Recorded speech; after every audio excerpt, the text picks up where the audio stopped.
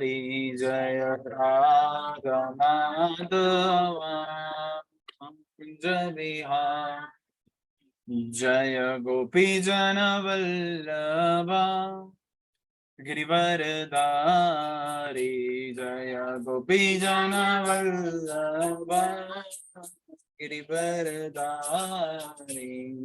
यशोदानंदन ब्रज जन रंजन यशोदानंदन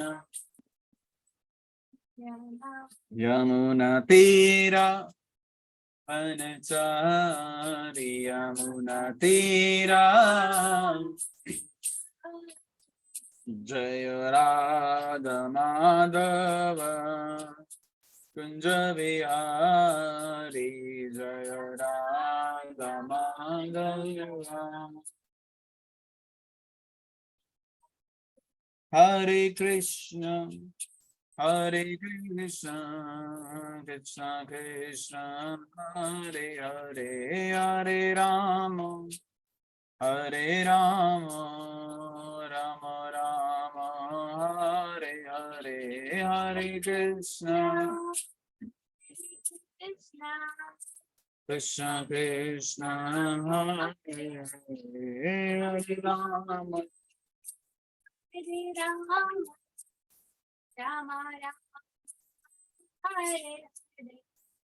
हरे कृष्ण कृष्ण कृष्ण हरे हरे हरे राम राम राम हरे हरे हरे कृष्ण कृष्ण कृष्ण हरे हरे हरे राम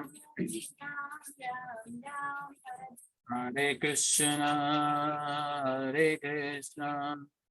कृष्ण कृष्ण हरे हरे हरे राम राम राम हरे हरे हरे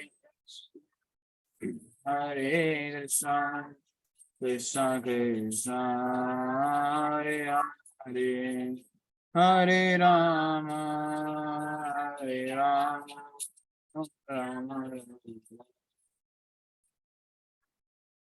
जय प्रभुपदा प्रभुपदा प्रभुपदा श्रील प्रभुपदा जय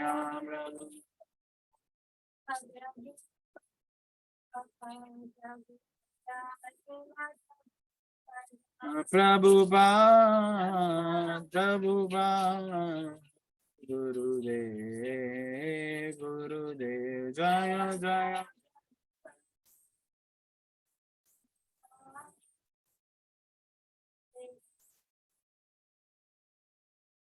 जय गौर प्रेमानंदे Hare Hare Hare Krishna. Just give me a second.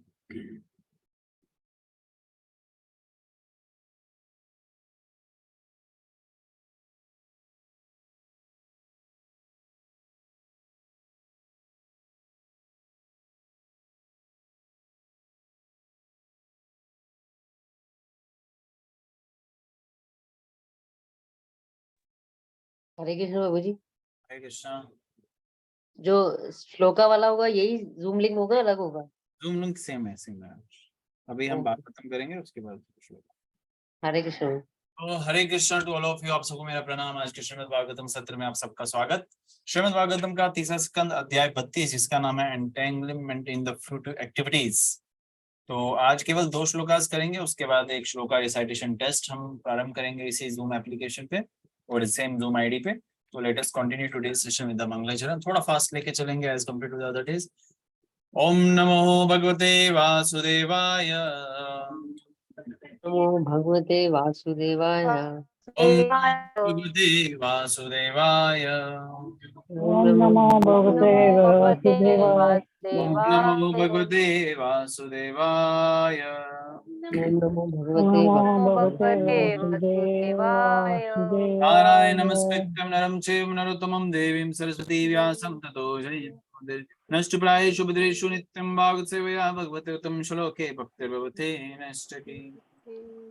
ओम ज्ञानं तिमिरन्दस्य ज्ञानञ्जनं शलाकया चक्षुरुन्मिलितं येन तस्मै गुरुवे नमः। श्रीचैतन्यमनोभीष्टं स्थापितं येन भूतले स्वयं रूपा कदा मह्यं ददाति ददाति स्वप्तान्तिकं वन्देऽहं हम श्रीगुरुः श्रीपदकमलं श्रीगुरुं वैष्णवं च श्रीरूपं सार्वजतं सागरारघुनाथं तं साधुवेदं सावधूतं परिजनसहितं कृष्ण चैतन्यदेवं श्री राधा कृष्ण पदस्य गणललिता श्रीशाखान्वतं श्री कृष्ण करुणा श्री कृष्ण सिंधु दीनबन्धो जगत्पते गोपिकान्त राधाकान्त तप्त राधाकांत कांचन नमस्ते गौरांगी राधे वृंदावनेश्वरी राधे देवी वृंदावनेश्वरी शिवानी सती नमामि हरि वाञ्छकल्पतरुभ्यश्च पतितानां पावनेभ्यो पतितनां वैष्णवेभ्यो पावनेभ्यो नमो वैष्णवेभ्यो नमः। नमो जय जय नमः श्री श्री श्री कृष्ण कृष्ण चैतन्य चैतन्य प्रभु प्रभु नित्यानंद नित्यानंद श्री श्री अद्वैत अद्वैत गदाधर गदाधर श्रीवासादि श्रीवासादि गौर गौर भक्तवृंद भक्तवृंद कृष्ण हरे हरे कृष्ण हरे कृष्ण कृष्ण कृष्ण हरे कृष्ण कृष्ण हरे हरे कृष्ण हरे हरे हरे हरे राम हरे हरे राम राम हरे राम राम राम राम हरे राम हरे। हरे हरे। मुखं करोति वाचलं भङ्गं लिङ्गते गिरिं यत्कृपातं हं वन्दे श्रीगुरुं दीनतारिणम्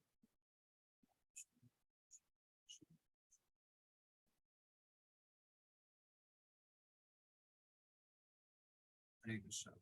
सो श्रीमद् भागवतम तीसरा स्कंद अध्याय 32 श्लोक संख्या 4 आप सबकी स्क्रीन पे विजिबल होगा। आप सब डिवोटीज अनम्यूट करके शब्दार्थ मेरे पीछे दोहराने का प्रयास करें। मेरा भी एक छोटा सा प्रयास है। यदा यदा च महेन्द्र महेन्द्र स्वयं शय्यायां स्थिते स्थिते अनन्तासनं अनन्तासनं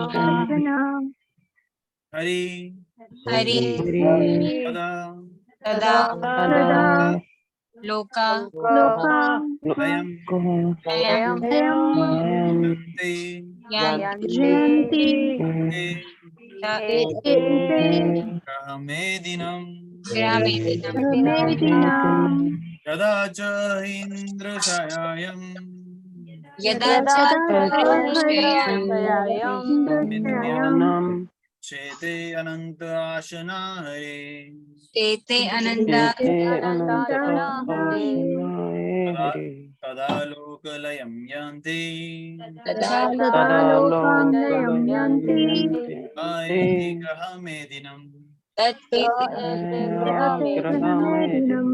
Translation Baba Bhai language is Bhakti Vedanta Siddhanta Goswami Srila Prabhupada की जय। जब भगवान हरि सर्पों की शैया पर जिससे अनंत शेष कहते हैं सोते हैं तो वो भौतिकतावादी पुरुषों के सारे लोक जिनमें चंद्रमा जैसे स्वर्गलोक सम्मिलित है विलीन हो जाते हैं। ओके तात्पर्य I request any other devotee to read for today. किनका टर्न है आज? आंटी? अच्छा डिम्पल माता जी डॉली माता जी। ओके डिम्पल माता ji please read this first read the तात्पर्य। हरे कृष्ण प्रभु जी। हरे कृष्ण। जब भगवान हरि सर्पों की शैया पर जिसे तात्पर्य से पढ़ना है प्रभु जी।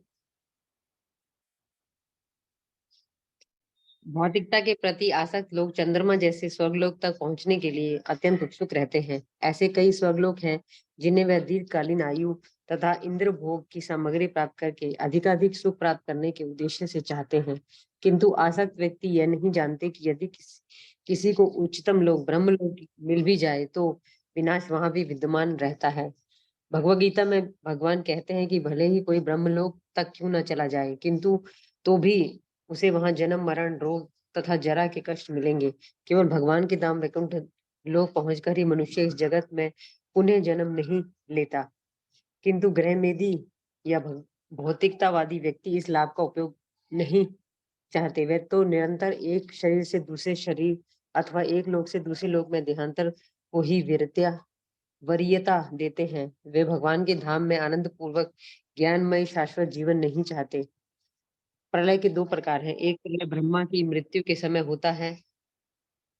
उस समय समस्त स्वर्गों सहित सारी स्वर्गिक प्रणालियां जल में विलीन होकर गर्भोदक सागर में सर्पों की शैया पर लेटे हुए विष्णु के शरीर में प्रवेश करती हैं। दूसरा प्रलय ब्रह्मा के एक दिन के अंत में घटित होता है, जिसमें सभी निम्न लोग विनष्ट हो जाते हैं। जब भगवान ब्रह्मा उस रात्रि के बीतने पर जगते हैं तो वह निम्न लोग पुनः उत्पन्न होते हैं। इस श्लोक में भगवद गीता के इस कथन की पुष्टि होती है कि जो लोग देवों की पूजा करते हैं उनकी बुद्धि जाती रहती है। ये अल्प ज्ञानी पुरुष यह नहीं जानते कि यदि वे स्वर्ग जाते भी हैं तो प्रलय के समय में वे स्वयं देवतागण तथा उनके लोग विलीन हो जाएंगे। उन्हें इसकी सूचना नहीं रहती कि नित्य वरदान से पूर्ण जीवन प्राप्त किया जा सकता है। हरे कृष्ण प्रभु जी। Hare Krishna. So this is a easy one to understand कि जो भगवान के भक्त होते हैं they are not involved in the illicit activities. जो इलिसिट एक्टिविटीज यानी कि भौतिक क्रियाओं में वो व्यस्त नहीं होते या इंद्र तृप्ति वाले कार्यों में व्यस्त नहीं होते। उनका सिर्फ और सिर्फ एकमात्र केंद्र रहता है भगवान श्री कृष्ण की प्रसन्नता। अब यहाँ पे ग्रह मेदियों का वर्णन किया गया है। जो हमने पीछे पढ़ा था कि दो प्रकार के हाउस होल्डर्स रहते हैं, एक गृहस्थ और एक ग्रह मेदी। गृहस्थ होते हैं जो भगवान का आश्रय लिए होते हैं और भगवान की प्रसन्नता के लिए ही हर कार्य करते हैं, चाहे वो विवाह करना हो, संतान प्राप्ति करना हो, नौकरी जाना हो, बच्चों को पढ़ाना हो या बच्चों को स्कूल जाना हो। तो कोई भी क्रिया करते हैं सिर्फ और सिर्फ भगवान की प्रसन्नता के लिए कि भगवान को मैं हमेशा सेवा कर सकूं और भगवान अपने स्वरूप को हमेशा स्थापित कर सकूं। क्या है वो? भगवान का दास बनना। ये एक गृहस्थ आश्रम की एक पहचान होती है। लेकिन ग्रह मेदी बिल्कुल विपरीत कार्य करता है, जहां उसकी प्रसन्नता का केंद्र भगवान श्री कृष्ण नहीं है। प्रसन्न करना भगवान श्री कृष्ण को नहीं, अपने शरीर को या अपने शरीर से जुड़े हुए सगी संबंधी, यार, दोस्त, जो भी रिश्तेदार वगैरह, उनकी प्रसन्नता के लिए कार्य करता है। तो ये एक छोटा सा डिफरेंस है, लेकिन बहुत बड़ी बात है। लेकिन अगर यहाँ बताया गया जो अगर आप गृह मेदी हैं यानी कि attach to the family life है, तो आप यहीं पड़े रह जाएंगे, क्योंकि आपने आश्रय भी भगवान का नहीं लिया। आपने आश्रय अभी भी कहीं ना कहीं पे अपने साथ जुड़े हुए लोगों का लिया हुआ है, जो आपको गोलोकधाम नहीं लेके जाएंगे, वो आपको यहीं पे मिलने वाले हैं। फिर आप जब अगली पोषी योनि में लेंगे तो पोषी योनि में भी वो शायद आपके साथ हो सकते हैं। कल को आप चिपकली बनेंगे तो चिपकली भी आपके साथ हो सकती है। तो वो आपके साथ कई बार जुड़े रहते हैं, जिनके साथ आप आसक्त होते हैं। उससे भी पहले पढ़ा था कि अगर कोई इस मनुष्य शरीर में किसी माता के प्रति आसक्त, माता इन द सेंस पे अपनी लड़की के प्रति आसक्त होता है, क्या बोलते हैं लड़की को? स्त्री के प्रति आसक्त होता है, तो उसको अगला जन्म स्त्री का मिलता है। और कोई स्त्री अगर पुरुष के प्रति आसक्त होगी तो उसको पुरुष का शरीर मिलेगा। तो but that is not something जो हमें यहाँ करना है। यहाँ पे बताया गया है कि अगर आप कार्य भी करते हैं, पीछे बताया गया अगर आप पुण्य कार्य भी करते हैं तो भी आप कहाँ जाएंगे? उच्च लोकों में जाएंगे, जहाँ जन्म मृत्यु जरा व्याधि वहां पे भी पड़ी है। मतलब वहां पे भी आपको जन्म लेके फिर वापस इस मृत्यु लोक में ही आना पड़ेगा। तो यहाँ पे प्रभुपाद तात्पर्य में वही चीज बता रहे हैं। दो तरीके के प्रलय होते हैं भाई। दो तरीके के प्रलय में क्या बताया गया? One dissolution take place at the end of the life of Brahma. At the दो पहले मैं at the end of the life नहीं बोलेंगे, पहले हम डिस्कस करेंगे ब्रह्मा जी के एक दिन का अंत होता है। जब ब्रह्मा जी के एक दिन का अंत होता है तो क्या हो जाता है? मान लो ब्रह्मा जी की रात्रि होती है, ब्रह्मा जी दिन में भी कार्य करते हैं और रात्रि में रेस्ट करते हैं। जैसे अभी हम 10 बजे के बाद सब सो जाते हैं, है ना, तो फिर सुबह उठते हैं। तो वैसे ब्रह्मा जी भी 10 बजे सो जाते हैं और सुबह 4 बजे उठ के मंगला आरती करके वो क्या करते हैं? सृष्टि का निर्माण करना शुरू कर देते हैं। उस दिन का जो एज है वो बताया गया 4.32 बिलियन ह्यूमन ईयर्स। और रात्रि का भी एज रहता है कितना? उतना ही 4.32 बिलियन ह्यूमन ईयर्स। दोनों को समाप्त कर दें 8.64 billion human ears Brahma ji के एक दिन की आयु है। एक दिन की आयु है, वो भी एक प्रलय कहलाई जाती है। ठीक है, एक प्रलय की बात हो गई। दूसरा प्रभुपाद बता रहे हैं दूसरा प्रलय होता है जब ब्रह्मा जी का पूरा शरीर समाप्त हो जाता है। ब्रह्मा जी की आयु कितनी है? 100 वर्ष। ठीक है, अभी मैं आपसे पूछूंगा नहीं बिकॉज डिवोटीज आर हियर वो श्लोका टेस्ट के लिए, तो इसलिए हम फास्ट लेके चल रहे हैं आज। ब्रह्मा जी की आयु है 100 वर्ष। तो वो 100 वर्ष में, एक वर्ष में कितने दिन होते हैं? 360। तो ब्रह्मा जी के भी वो 100 वर्ष में भी अगर आप लगाएंगे 360 मल्टीप्लाई बाय 100 ईयर्स, 360 दिन मल्टीप्लाई बाय 100 ईयर्स, और एक दिन की आयु कितनी पड़ी थी हमने? 8.64 दिन, 4.32 और रात्रि 4.32, तो 8.64। और जब इनको पूरा मल्टीप्लाई करते हैं वो बनता है 311.04 ट्रिलियन ह्यूमन ईयर्स। तो ये ब्रह्मा जी का एक लाइफ स्पैन हो गया। उसको महाकल्प कहा जाता है। क्या कहा जाता है? महाकल्प। तो ये टाइम स्पैन हमें देखने को मिलता है ब्रह्मा जी का। तो बताया गया ये प्रलय है। लेकिन आप अब ये बताया क्यों है? इसका निष्कर्ष क्या है? इसका मतलब कोई ना कोई तो इसका उद्देश्य होगा बताने का। इसका उद्देश्य सिर्फ एकमात्र यही है कि आप ब्रह्मा जी के लोक में भी चले जाओगे, वहां पे भी मृत्यु है। वहां एज आपको थोड़ा सा ड्यूरेशन कम ज्यादा देखने को मिलेगा। वहां पे ऐश्वर्य, ऐश्वर्य को क्या बोलते हैं इंग्लिश में?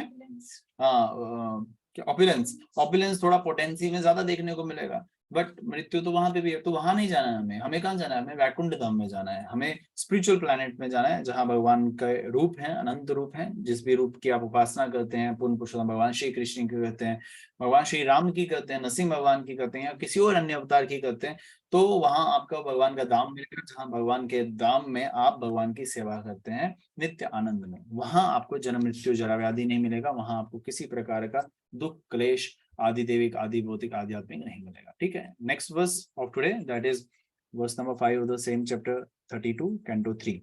तो आफ्टर दैट एट अप्रोक्स 8:30 हम श्लोका रिसाइटेशन टेस्ट प्रारंभ करेंगे।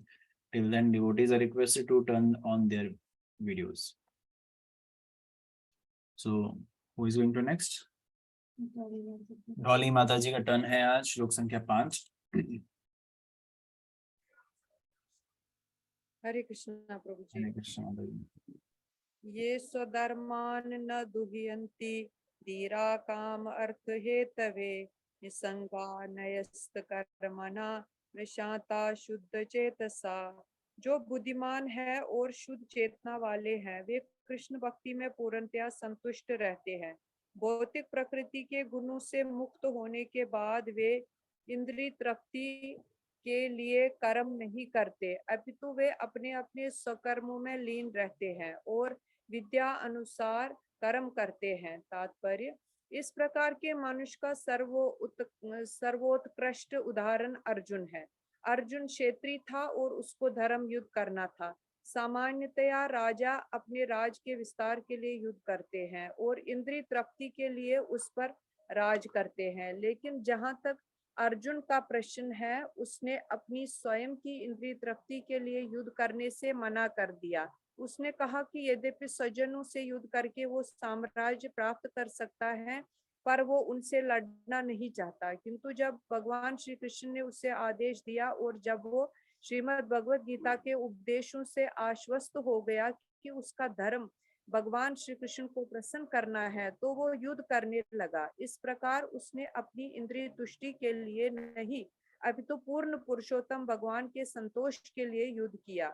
जो लोग अपना निर्धारित कर्म इंद्रिय तृप्ति के लिए नहीं, अपितु श्री भगवान को प्रसन्न करने हेतु करते हैं, वे निसंग कहलाते हैं, अर्थात वे भौतिक प्रकृति के गुणों के प्रभाव से मुक्त होते हैं।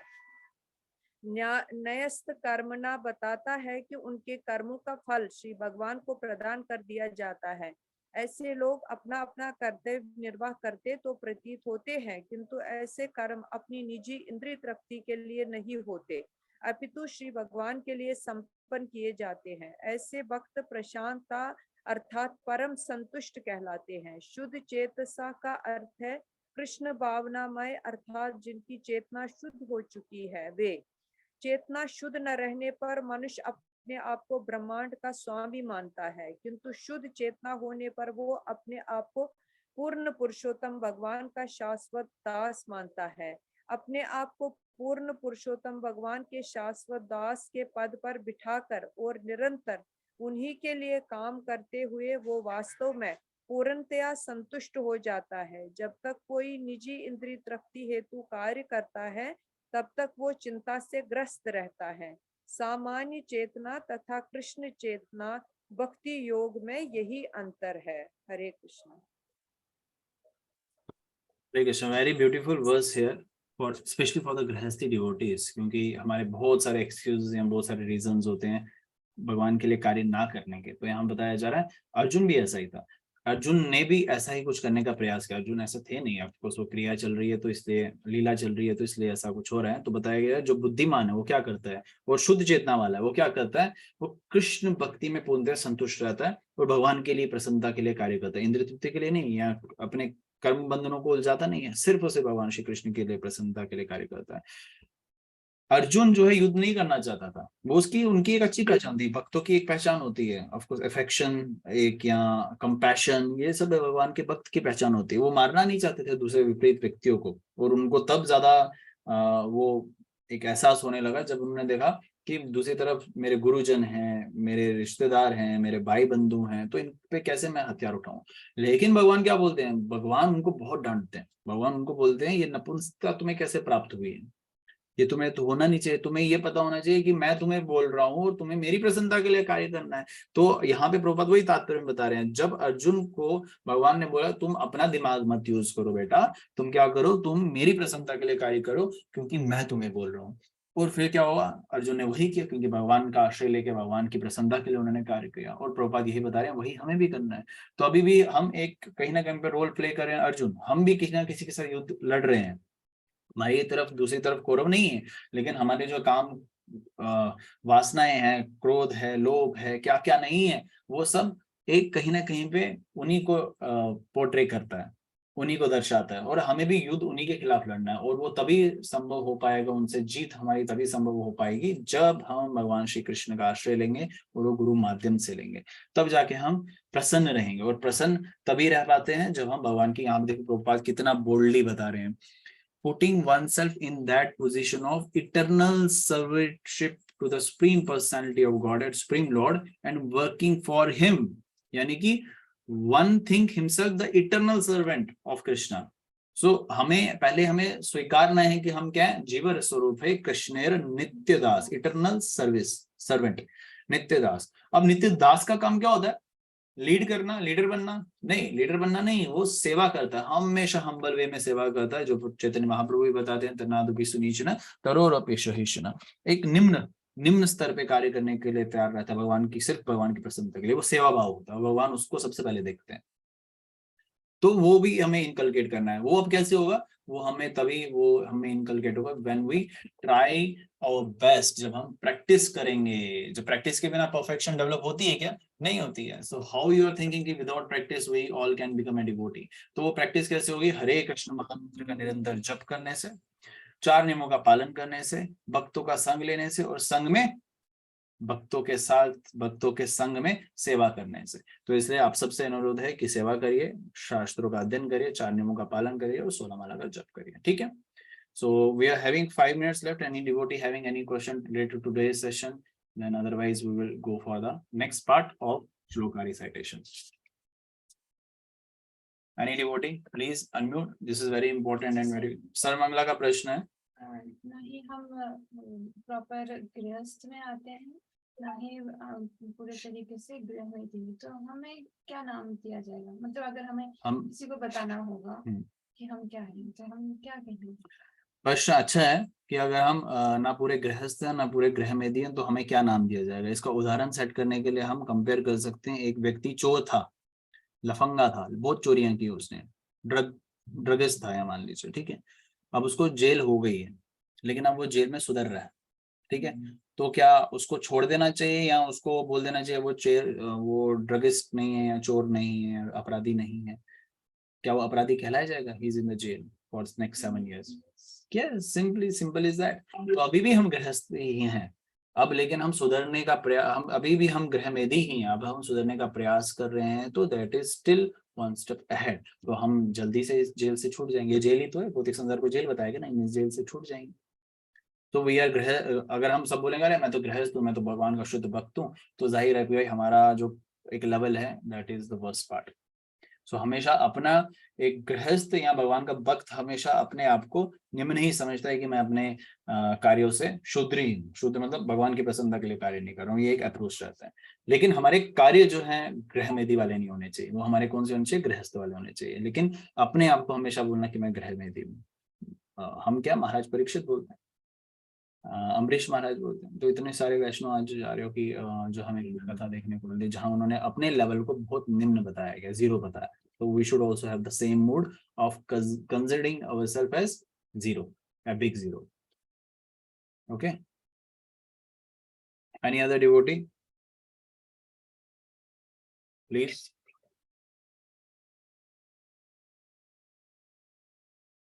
Okay, no, so till then ये नेक्स्ट सेशन श्रीमद् भागवतम का मंडे को कंटिन्यू करेंगे। तो अभी हम श्लोकास के लिए हम कंटिन्यू करेंगे, तब तक के लिए आप प्लीज वीडियोस ऑन कर दीजिए जो श्लोकास के लिए जुड़े हुए हैं। तो so it will take only 5-10 minutes, not more than that. Okay, so let me end this recording. Hare Krishna to all Shrimad Bhagavatam reciters. Hare Krishna.